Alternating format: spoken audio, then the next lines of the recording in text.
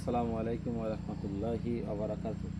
তোরজ জাতীয় সংসদ নির্বাচনের আসন্ন বাগেরহাট 4 আসনের মরণগঞ্জ শরণখোলা অধ্যক্ষ আলিম স্যারের সেই শুভাকাঙ্ক্ষী আমরা। অধ্যক্ষ আলিম স্যার সেই বাগেরহাট 4 আসন শরণখোলা মরণগঞ্জের বিপুল ভোটে জয় হয়েছে। আলহামদুলিল্লাহ, দাঁড়িপাল্লার বিজয় হয়েছে।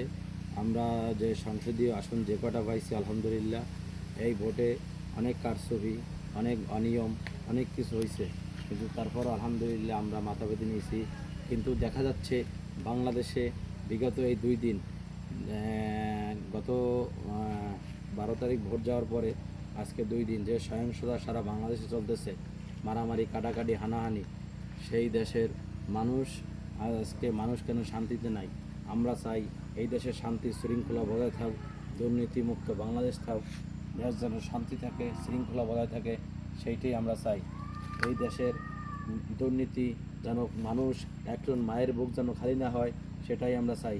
আমাদের দাবি, আমরা সাধারণ মানুষ হয়ে দাবি জানাচ্ছি, দেশের মানুষ যেন সুশৃঙ্খলায় বসবাস করতে পারে। যে দলই সরকার গঠন না করুন না কেন, আমরা চাই দেশের শান্তি। তাই জনাব তারেক রহমানের কাছে আকুল আবেদন, দেশকে সুশৃঙ্খলা যেন থাকে, দেশ যেন শান্তি থাকে, সেটাই আমরা দাবি করছি। আল্লাহ হাফেজ।